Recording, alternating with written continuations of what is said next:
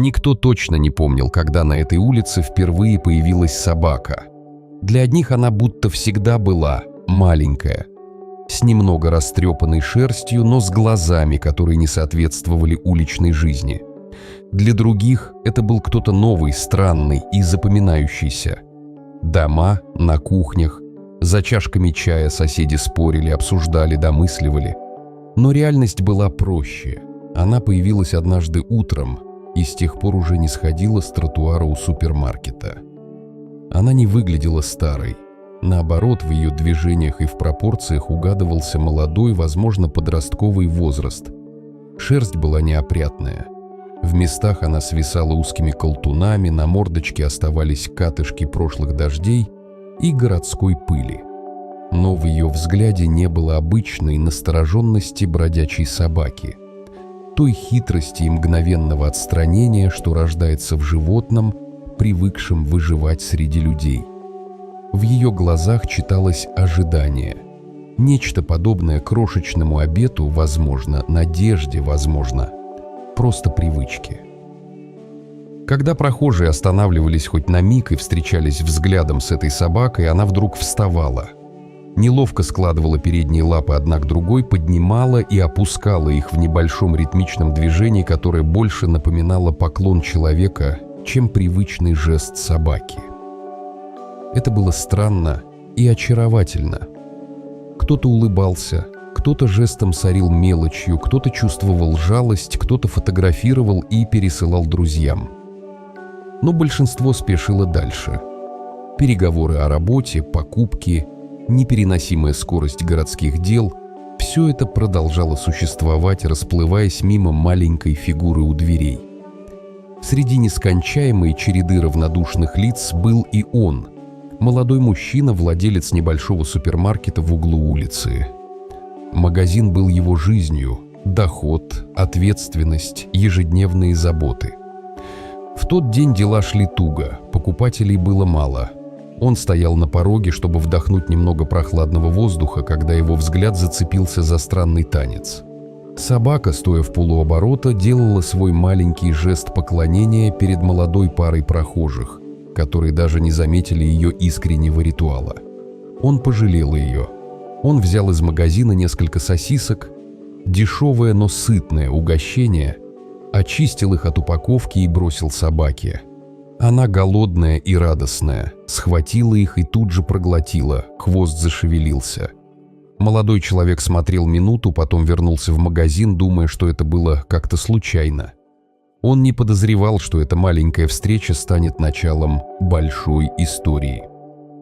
На следующий вечер собака снова появилась у дверей. Как только их взгляды встретились, она опять начала кланяться. Короткие неловкие поклоны, хвост нервно вилял. Молодой человек вынул сосиску, протянул ей. Она забрала ее и в мгновение исчезла в тени улицы, оставив только теплую струйку ветра и слегка пахнущие специями следы сырости. Дни шли, и появление собаки стало регулярным. Утром он открывал магазин, и иногда она уже сидела у дверей, будто предчувствуя приход хозяина, и вновь выполняла свой маленький ритуал. Она колебалась на пороге, не решаясь переступить невидимую линию, за которой все было слишком людским и чужим. Поначалу она останавливалась именно там, и молодой человек думал, что это просто осторожность. Возможно, это и было так. Она привыкает к доброте, изучает границы, но однажды она вошла. Немного неуверенно, осторожно ступив лапой на линолеум, кругами обошла витрины, остановилась, как будто проверяя, не наступит ли на нее чья-то нога. Молодой человек наблюдал за ней сдержанно и трепетно, как за чем-то хрупким. Когда он подошел, собака сразу же бросилась к нему, начала кланяться, но уже без прежней робости. Ее движения стали увереннее, хвост более виляющим, взгляд мягче. С того дня невидимый порог, который раньше разделял ее мир и мир магазина, словно растаял. Она заходила свободно, без страха. Она ходила по проходам, обнюхивала пакеты, иногда тихо ждала у прилавка. Но одно оставалось прежним. Когда молодой человек появлялся на горизонте, она начинала повторять свой поклон. коротко, настойчиво, как бы напоминая: «Я здесь, пожалуйста». Это было не столько просьбой, сколько маленьким действом признательности и доверия. Он быстро понял, эта собака не просто прицепилась к нему, она выбирала его. Но позже открылась еще одна деталь. Она бывала почти во всех магазинах по улице. Она была как равнодушный государственный судья, сотрудник справедливости. Проверяла, кто даст кусочек, кто отвернется. Большинство людей ее игнорировали, и лишь немногие делились едой. Но она возвращалась к тем, кто смотрел в ее сторону с добротой, и особенно к нему. Днем молодой человек был занят. Поставки, бухгалтерия, радости и беды мелкого бизнеса. Ночью же она приходила снова. Он окликнул ее как-то небрежно, в шутку, и удивился. Собака поняла, повернула голову, вошла в магазин. Она ходила кругами вокруг него, продолжая кланяться, словно удивленно подтверждая: «Ты действительно здесь». Он бросил ей кусок хлеба, но она не съела его там. Она вынесла хлеб на улицу, устроилась под тусклым фонарем и глотала еду маленькими довольными кусочками. Это зрелище тронуло его до глубины души. Простая радость от теплой еды у холодной стены. Он начал готовиться заранее. Одна маленькая коробочка, в которой лежали несколько сосисок, стояла теперь на самой видной полке. Каждый вечер, выйдя из подсобки, он видел ее. Она приходила почти вовремя, садилась у дверей и начинала свое представление. Он вынес коробку с подарком, она увидела, и загорелись глаза. Но все равно подходила осторожно. Сначала заглядывала в магазин, затем, заметив его, начинала кланяться. Он ставил коробку на землю, та медленно приближалась, опускала голову и бережно брала кусочек. Все происходило так, будто в древнем ритуале доверия. Она не была жадной, брала по одному кусочку, потом убегала, чтобы безопасно его съесть. Это было привычкой, выработанной годами жизни на улице. Лучше съесть в укромном месте, чем делиться или терять. Со временем их связь крепла. Он заметил, что пока еда у него в руке, она не решается подойти. Но стоит лишь поставить коробку на пол, и она рядом. Ест спокойно, но всегда по-особому вежливо. Как будто благодарит не просто пищу, а акт доброты. Эта осторожность доставляла ему и боль, и умиление. Он купил для нее миски, мягкое одеяло, старую картонную коробку превратил в кроватку в углу склада. Первое полное купание вывело на свет новую собаку.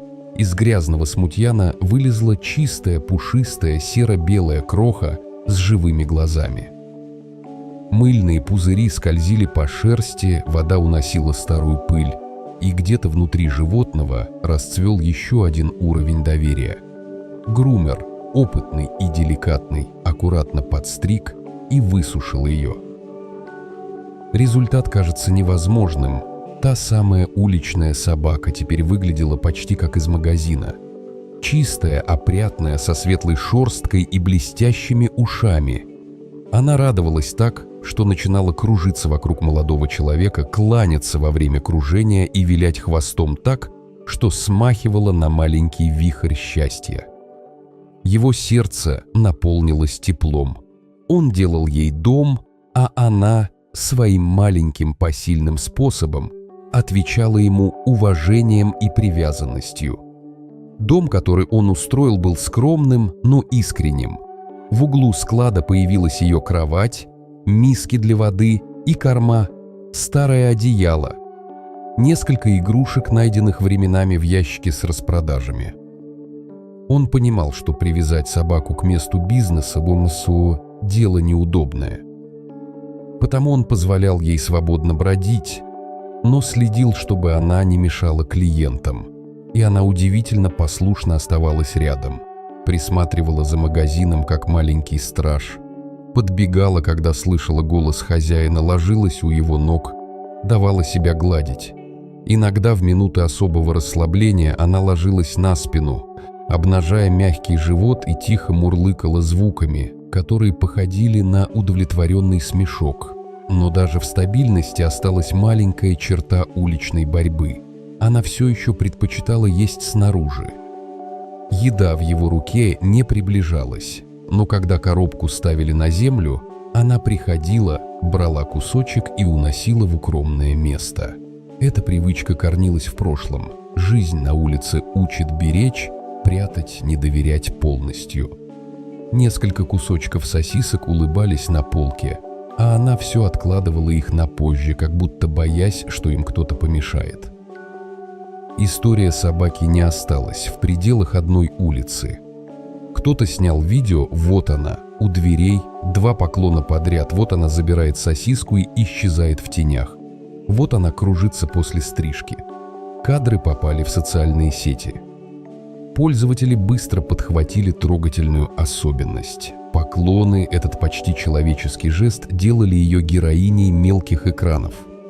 Люди писали комментарии, пересылали записи друзьям, и, что важнее, один добрый пользователь прислал деньги. Безымянный даритель увидел в ее видео ободряющие силы и попросил молодого человека купить что-то хорошее для собаки. Он купил говядину. Да не просто купил, он купил большой кусок, который показался ему праздником. Они не ели это вместе. Он отдал ей порцию, и она, вежливо поклонившись, уселась у двери магазина и ела, порционно пережевывая каждый кусочек, словно это было признание любви. Он смотрел, и слезы таились в уголках его глаз. Простая еда и огромный смысл доверия. Поначалу молодой человек думал, что это потерянная домашняя собака.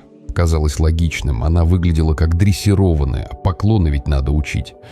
Но чем дольше он кормил ее и заботился о ней, тем более очевидным становилось иное объяснение. Если у нее уже был дом, почему она постоянно голодна, почему она так боится, почему никто не ищет ее? Одинокие улицы – плохие питомники. Люди умирают, уезжают, меняют адреса. Но собака не принадлежала никому. Он решил взять ее с собой в зоомагазин. Поначалу она дрожала при прикосновении воды, потом, чувствуя тепло и осторожные руки грумера, расслабилась. Теплая вода смыла старые пятна. Мыльные пузыри, как облачка, скользили по ее телу, и в отражении вентилятора в зеркале она видела себя другой. Не ту, которую оцинкованный мир царапал и гонял, а ту, которую можно гладить, кормить, обнимать без страха. После стрижки она выглядела как домашняя собачка из иллюстраций. Аккуратные линии, пушистый шерстяной воротник, чистые уши. И в ее глазах расцвел новый блеск, не столько тревожный, сколько благодарный. Он устроил ей уголок в магазине. Коврик, старое одеяло, миски на коврике. По вечерам она, словно хозяйка, прогуливалась прямо между полок, проверяла коробки, а когда приходили покупатели, села прилично в уголке, как бы говоря: «Я здесь, но я не мешаю». Он привязывал ее на время, если в магазине было много людей или если кто-то выражал недовольство, но в основном позволял ей быть свободной. И собака отвечала лаской. Она не убегала, никогда не воровала еду из прилавков, не лаяла на покупателей. Она знала пределы, и эти пределы были выработаны не только страхом улицы, но и взаимным уважением. Ее послушание было удивительным. Когда у нее появлялась какая-то нужда, голод, холод, желание погреться, она снова складывала передние лапы и начинала кланяться. Это было настойчиво и выразительно, так она просила внимания, как делал ребенок, который не умеет подобрать слов. Она не уставала молить, пока не получала желаемое. Молодой человек понимал, что это непростая манера, это язык, самый искренний разговор между двумя существами, где нет слов, но есть взаимопонимание. Дни шли, дни менялись. Постоянство уличной жизни стало мягче благодаря его заботам. Внутри собаки происходило что-то важное, отвращение к людям, страх, привычка к краже – все это отступало. Она перестала тащить еду в укромные места, сидела теперь неподалеку от него, ела размеренно, медленно, как будто боялась, что тишина может прерваться. Он был тронут этой сменой, казалось, что это была самая большая награда, которую только можно получить. Кто-то доверяет тебе так, что отпускает старые привычки. Бизнес, однако, оставался бизнесом. Иногда клиенты жаловались. Молодой человек был внимателен и вежлив. Он не хотел, чтобы кто-то чувствовал дискомфорт или был вынужден пройти через его личную историю. Поэтому в часы пик он аккуратно надевал поводок на собаку и выводил ее в складской угол. Там, где была ее кроватка, она спокойно ждал. Когда магазин пустел, он отпускал ее погулять, дать немного свободы. Она не убегала, она просто гуляла рядом, проверяла его походку, никак не оставляя его без возможности задеть за ее хвост. Он понимал, что не может жить с этой собакой вечно. Его часы были заняты, жалобы клиентов не исчезнут, и кроме того, он хотел дать ей стабильность, которую считал правильной. Он мечтал о доме, где она будет окружена любовью, где за ней придет постоянный заботливый человек, который не будет оставлять у дверей, а принесет на руки. Он начал искать новый дом. К счастью, многие его клиенты полюбили эту послушную собачку. Ее видео в сети привлекли внимание еще шире, и не прошло много времени, как нашелся тот, кто готов был усыновить ее. Это была пара, женщина и мужчина, которые жили в уютном доме с садом. Они приходили в магазин, покупали хлеб и молоко, всегда останавливались, чтобы погладить ее. Они спрашивали о привычках, о характере. В один ясный день молодой человек решил, что пришла пора. Он отдал коврик, поводок, коробку с игрушками новому хозяину. Он дал множество наставлений, рассказал про ее привычки, про застенчивую привычку выносить еду, про любимое место у окна. Он чувствовал смешанные чувства, радость, что она уедет в настоящий дом, и грусть, расставание всегда нелегко. Новый владелец часто присылал ему видео. Они показывали собаку в новом мире, на диване с мягкими подушками, в саду, где она гонялась за бабочками, на прогулке по утреннему парку. Но был нюанс, иногда в кадре она была отстраненной с новым человеком. Не грубая, не агрессивная, просто немного холодная, как ребенок, который упрямо отказывается переключить привязанность. Женщина в видео говорила, она тихая, спокойная, но как-то угрюмая. Я ее зовет, а она игнорирует меня. Ее глаза были полны сожаления, и то, как она пыталась отецить собаку щипцами и угощениями, было трогательно и грустно одновременно. Молодой человек отвечал ей словами утешения и опыта. «Дайте ей время. Она привыкла к свободе на улице. Для нее это огромный переход от оголтелой борьбы к уютным стенам». Поначалу она помнит, как выживать, и это непросто. Но она понимает, что вы теперь ее. Она научится любить по-своему. Они обменивались видео, снимками, короткими сообщениями. Иногда он присылал ей старые фото, где она еще была грязная у порога магазина, и тогда женщина плакала. Разлука и совокупность воспоминаний – редкое сочетание, которое подкрепляло связь между ними. Новый владелец часто приводил собаку в магазин к тому человеку, который спас ее от улицы. Каждый раз, когда она видела его, она бросалась к нему и начинала кружиться и вилять и кланяться снова и снова, не желая уходить. Когда приходило время расставания, она поднимала передние лапы, кланялась так, будто произносила «Я буду скучать». Ее взгляд был одновременно благодарным и теплым, но в нем было еще и маленькое сожаление, легкий шрам от прежней жизни, которая не отказывается от памяти. Молодой человек молча смотрел на эту сцену. Его сердце было полно надежды. Пусть теперь в новом доме эта маленькая жизнь будет защищена. Пусть у нее всегда будет еда, место, где лечь, и кто-то, кто будет отвечать на ее поклон. Он думал о том, что иногда спасение не просто акт приюта, а маленький мост, который переводит существа через бурные воды. Он желал ей, чтобы ее новый дом стал островом тепла и постоянства. И в глубине души он понимал, что где-то на стыке улицы и магазина осталась часть их истории. Но это было нормально. История спасения продолжается, как теплый поток, который течет и питает другие жизни. Прошли месяцы.